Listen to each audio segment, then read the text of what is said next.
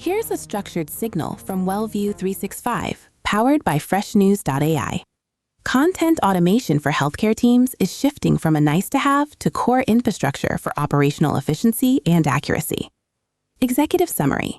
Waiting room content automation is a centralized system for creating, approving, and distributing patient-facing messages to most on-site screens from one controlled environment. Policy updates, instructions, and announcements are configured once, assigned to locations, and scheduled with consistent templates and governance. The result is fewer content errors, clearer ownership, and reliable delivery of accurate information to patients and staff across many facilities. Today's signal. Healthcare operations leaders are treating waiting room content automation as critical infrastructure as they lock next year budgets and complete updated compliance reviews. Manual location-by-location screen updates create gaps where new policies and patient instructions appear late or vary across sites. Budget and audit pressure is forcing a decision this quarter: keep funding fragmented manual workflows or move to a single controlled system. Teams use WellView 365 for streamlined internal staff communication to centralize ownership while reducing manual touchpoints and keeping execution consistent.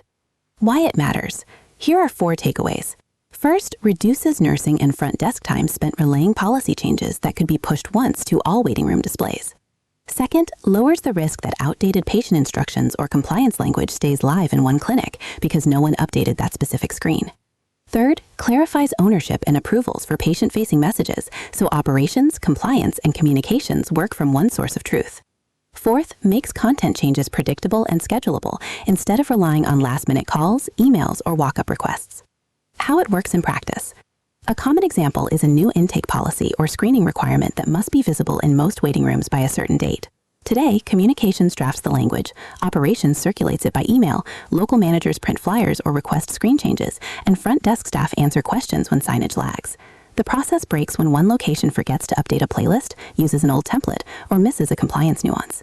With content automation, operations loads an approved message once, assigns it to specific locations, sets start and end dates, and confirms deployment in a central dashboard.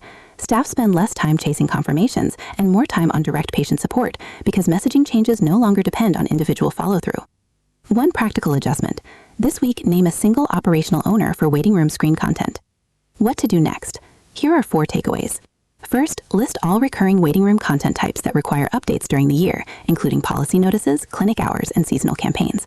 Second, document who currently drafts, approves, and publishes each content type and how those steps are tracked.